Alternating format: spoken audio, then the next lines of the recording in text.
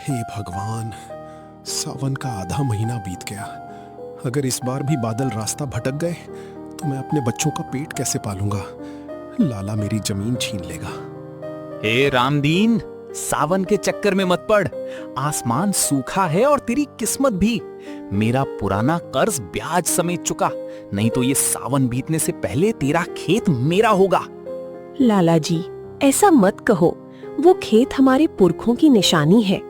सावन की पहली बारिश होते ही हम फसल बोएंगे और आपका पाई पाई चुका देंगे।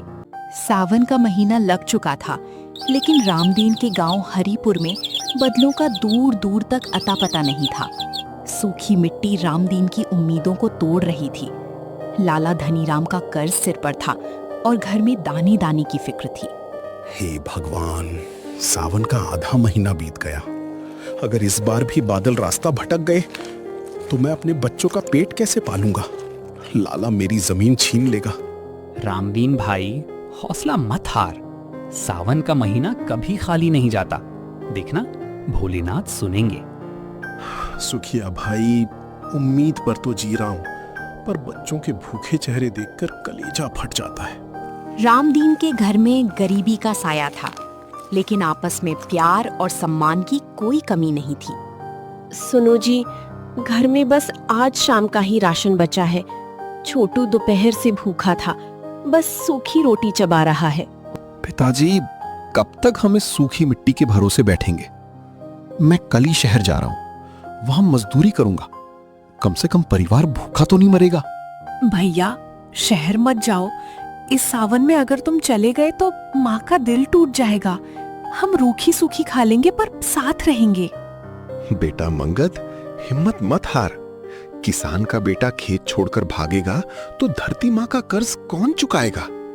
सावन आएगा बेटा, सावन जरूर आएगा।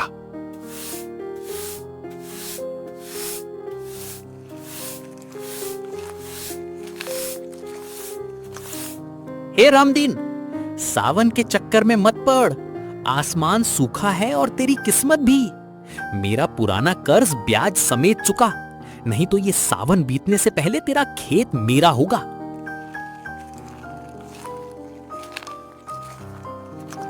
लाला जी, ऐसा मत कहो।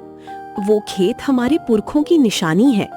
सावन की पहली बारिश होते ही हम फसल बोएंगे और आपका पाई पाई चुका देंगे। बारिश? भूल जाओ। इस साल इंद्रदेव भी कंजूसी कर रहे हैं। 3 दिन का समय देता हूं, या तो पैसे ला या जमीन के कागज। जब इंसान हर तरफ से हार जाता है, तब बुजुर्गों का तजुर्बा और आशीर्वाद ही सहारा बनता है। रामदीन, रो मत बेटा। सावन का महीना परीक्षा का महीना होता है। जब तपन सबसे ज्यादा होती है, तभी घटाएं सबसे घनी होती हैं। तूने कभी किसी का बुरा नहीं किया। भगवान तेरा बुरा नहीं होने देगा। काकी, क्या सच में बादल आएंगे? मुझे बारिश में नहाना है और कागज की कश्ती चलानी है। आएंगे बेटा, जरूर आएंगे। बस अपने पिता की मेहनत पर भरोसा रख।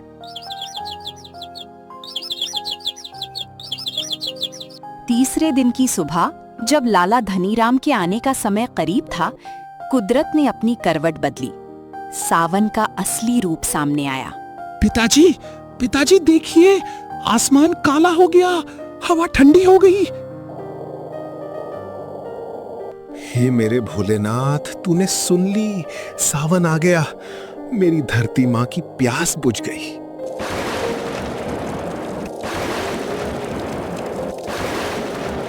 सावन की उस बारिश ने रामदीन के खेत में सोना उगा दिया था।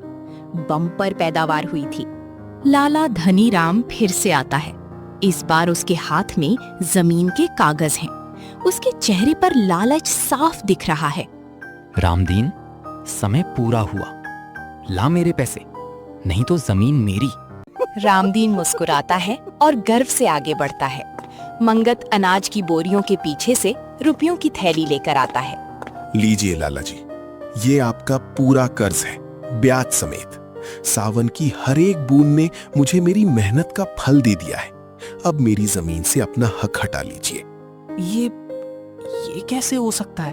इतनी जल्दी इतनी अच्छी फसल। लाला जी, जो इंसान ईमानदारी से पसीना बहाता है उसके खेत में सावन का पानी अमृत बन जाता है। अब जाइए यहां से।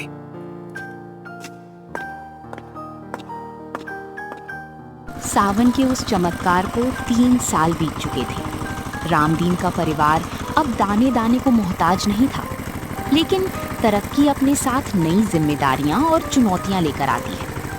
मंगत ने गांव के युवाओं के साथ मिलकर एक किसान सहकारी समिति बनाने का फैसला किया था, ताकि गरीब किसानों को लाला धनीराम जैसे लोगों से कर्ज ना लेना पड़े।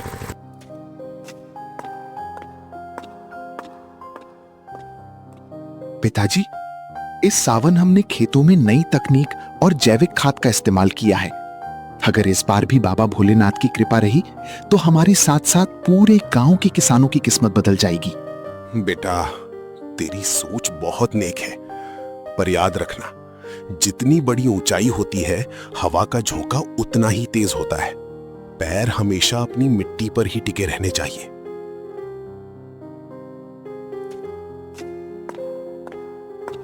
लाला धनीराम का सूदखोरी का धंधा मंदा पड़ रहा था। गांव के लोग अब उसके जाल में नहीं फंस रहे थे।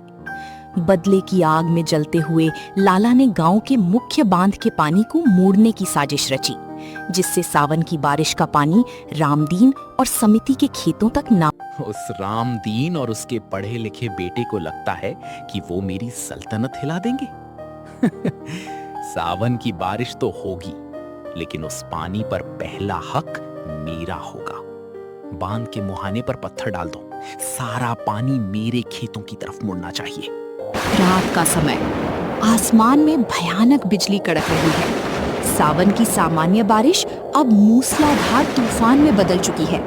खिड़कियां जोर जोर से हिल रही हैं। सुखिया हांफते हुए रामदीन के घर में घुसता है। रामदीन भाई, अनर्थ हो गया। लाला ने अपने फायदे के लिए बांध का रास्ता रोक दिया था, लेकिन बारिश इतनी ज्यादा हो गई है कि बांध का एक हिस्सा टूटने वाला है।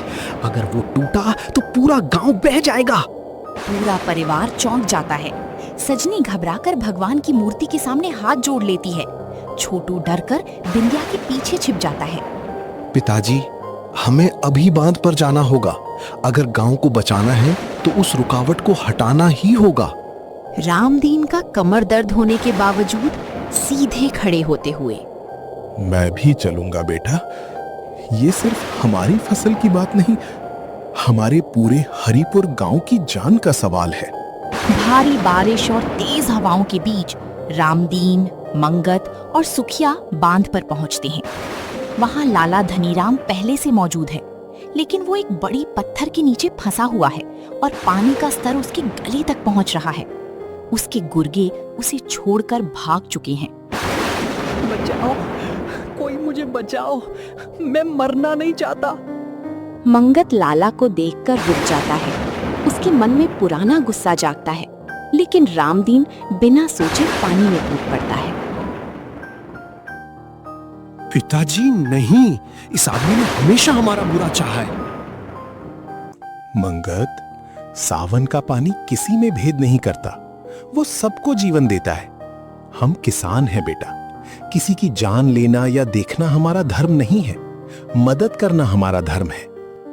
इसके बाद वे अपनी कुदालों से बांध का रुका हुआ मुहाना भी खोल देते हैं, जिससे पानी सही रास्ते से नदी में बह जाता है और गांव तबाही से बच जाता है। अगली सुबह धूप खिली हुई है, गांव सुरक्षित है। लाला धनीराम, काकी मंगला और पूरे गांव के लोग रामदीन के आंगन में जमा हैं। लाला की आंखों में इस बार लालच नहीं, बल्कि शर्मिंदगी और कृतज्ञता के आंसू हैं। सावन की उस रात ने न सिर्फ गांव को एक बड़ी आपदा से बचाया, बल्कि एक इंसान के भीतर जमी नफरत और लालच की बर्फ को भी पिघला दिया। रामदीन भाई, मुझे माफ कर दो। मैंने हमेशा तुम्हारी तमाही चाही और तुमने अपनी जान दांव पर लगाकर मेरी और पूरे गांव की रक्षा की। मैं इस धरती और तुम्हारी इंसानियत के सामने हार गया। देखा लाला, सावन की बौछारें सिर्फ सूखी मिट्टी को ही हरा भरा नहीं करती, वो सूखे और बंजर दिलों में भी दया की दूब उगा देती हैं। रामदीन ने आज साबित कर दिया कि किसान का दिल उसकी धरती जितना ही बड़ा होता है। बुराई का जवाब बुराई से देना आसान है, लेकिन भलाई से बुराई को जीत लेना ही सच्ची इंसानियत है। जब नीयत साफ हो तो कुदरत भी आपकी ढाल बन जाती है।